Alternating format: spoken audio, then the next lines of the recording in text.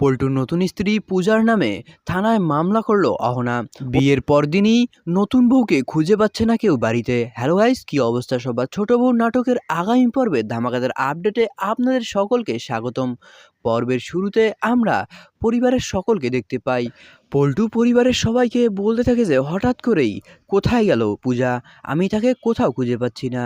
ঠিক তখনই নিতা সবাইকে বলতে থাকে যে পল্টু দাদা, পারু যদি এই কাজটা করতো তোমরা কি কখনোই এটি মেনে নিতে?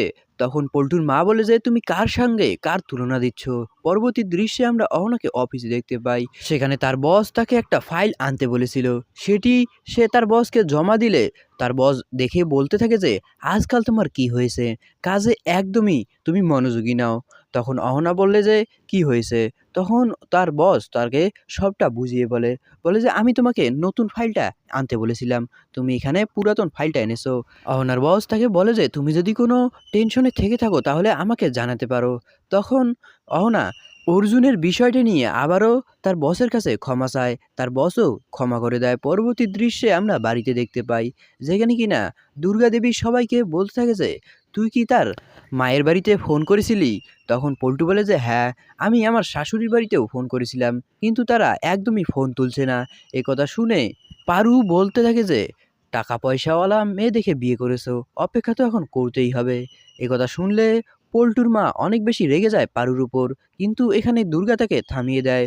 পরবর্তীতে আমরা পল্টুকে দেখতে পাই যে কিনা বলতে থাকে যে এখন আমাকে চিন্তা করতে হবে যে আমি পূজাকে কোথায় পাবো। অন্যদিকে আবারও আমরা অহনাকে দেখতে পাই যাকে কিনা তার বস ক্ষমা করে দিয়েছে, এবং অহনা তার বসকে সব বিষয় খুলে বলে পূজার ব্যাপারে যে তার ভাবসাব একদমই ভালো নয়, সে যে কোনো সময় যে কোনো কিছু করতে পারে। একজন নতুন বউ হিসেবে সে হঠাৎ কেন বিয়ের পরদিনই বাইরে চলে গেল, তাও অন্য একটা লোকের সঙ্গে দেখা করতে। এবং অহনা তার বসকে পেন ড্রাইভের ব্যাপারেও বলে। এ কথা শুনে তার বস সব কিছু ভেবেচিন্তে বলে যে তুমি যে এলাকার কথা বলেছো, যে এলাকাতে পুজো গিয়েছিল, ওই এলাকাটা ভালো নয়, সেখানে অধিকাংশ টেররিস্টরাই বাসা বেঁধে রয়েছে, সেখানকার অধিকাংশ সময়ে হামলা এবং খুন খারাপই হয়ে থাকে। তবে আমার জানা মতে তার আচরণের সঙ্গে একজন তথ্য পাচারকারী মনে হচ্ছে। একথা শুনে অহনা একদমই চমকে যায়। পরবর্তী দৃশ্যে আমরা আবারও বাড়িতে দেখতে পাই সবাইকে, যেখানে কিনা দুর্গা দেবী সবাইকে বলতে থাকে যে পল্টু, আমার অনেক কাজ আছে, কারখানাতে যেতে হবে মূর্তি বানানোর, এ সময় অনেক চাপ, আর আমরা তো অন্যের ঘাড়ে বসে খেতে পারি না, নিজেদেরটা নিজেদেরকেই করতে হয়।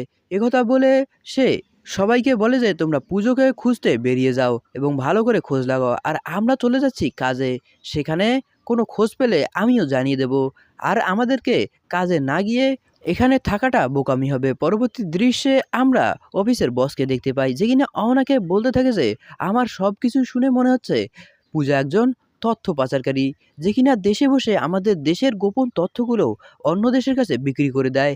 এরকম হয়তো গ্যাং হতে পারে, তোমার উচিত পুলিশের কাছে গিয়ে তার নামে একটা রিপোর্ট করা, যাতে তোমার পরিবার এবং পরিবারের সবাই সেফ থাকে। পরবর্তী দৃশ্যে আমরা অহনা এবং তার বসকে পুলিশ স্টেশনে দেখতে পাই, যারা কিনা পূজার নামে একটা মামলা করেছে। তো দর্শক, পরবর্তী পর্বে কি হতে চলেছে তা জানতে হলে এখনই চ্যানেলটিকে সাবস্ক্রাইব করুন। ধন্যবাদ।